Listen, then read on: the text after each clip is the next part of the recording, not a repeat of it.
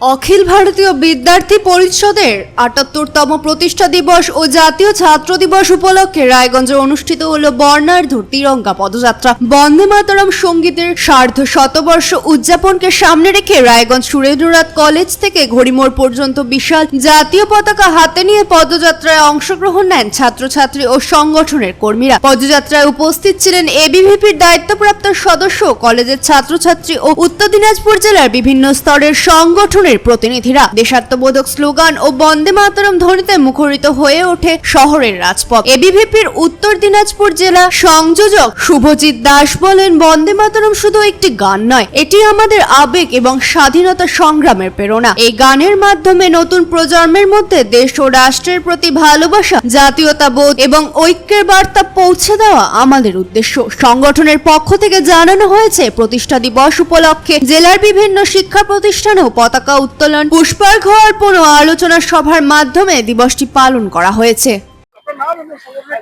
শুভজিৎ দাস, অখিল ভারতীয় বিদ্যার্থী পরিষদের জেলা সংযোজকের দায়িত্বে রয়েছে।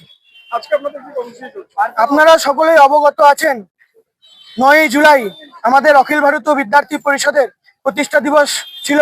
সেই উপলক্ষেই আজকে রায়গঞ্জের বুকে তা পালন করার জন্য আমরা বন্দে মাতরমের যাত্রা পরিপূর্ণ করলাম। আমরা সুরেন্দ্রনাথ কলেজের সামনে থেকে রায়গঞ্জ ঘড়িমোড় অব্দি আমরা এই পদযাত্রা করলাম। বন্দে মাতরম একটি আমাদের আবেগ, স্বাধীনতা সংগ্রামীদের আবেগ ছিল বন্দে মাতরম, তা জানা সকল ছাত্রছাত্রীদের কর্তব্য। সেই বন্দে মাতরমকে সাথে নিয়েই আমরা অখিল ভারতীয় বিদ্যার্থী পরিষদ করি এবং সমস্ত কার্যকর্তারা বন্দে মাতরমের মাধ্যমে একত্রিত হয়। তো সকল ছাত্রছাত্রীদের বলবো যে বন্দে মাতরমকে সাথে নিয়ে তো তারা যেন দেশের প্রতি ভালোবাসা, রাষ্ট্রের প্রতি ভালোবাসা নিয়ে তারা যেন এগিয়ে যায়। আমরা অখিল ভারতীয় বিদ্যার্থী পরিষদের পক্ষ থেকে সকল ছাত্রছাত্রীদের এই বার্তা দিতে চাই যে এতদিন যে তৃণমূলের গুন্ডারাজ ছিল, সেই গুন্ডারাজ থেকে আমরা মুক্তি পেয়েছি এবং অখিল ভারতীয় বিদ্যার্থী পরিষদের প্রতিষ্ঠা দিবস আমরা সম্পূর্ণ ক্যাম্পাসে করতে পেরেছি। এবং যারা ছাত্রছাত্রীরা আমাদের সাথে এই পদযাত্রায় হেঁটেছে তাদেরকে অসংখ্য ধন্যবাদ। তারা আমাদের অখিল ভারতীয় বিদ্যার্থী পরিষদের সম্পূর্ণ সমস্ত কার্যক্রমে থাকবে বলে আমি আশা করি। আজকে আমাদের সুরেন্দ্রনাথ কলেজ থেকে শুরু করে রায়গঞ্জ ইউনিভার্সিটির কিছু ছাত্র এবং রায়গঞ্জ নগরের কার্যকর্তাগণ উপস্থিত ছিল।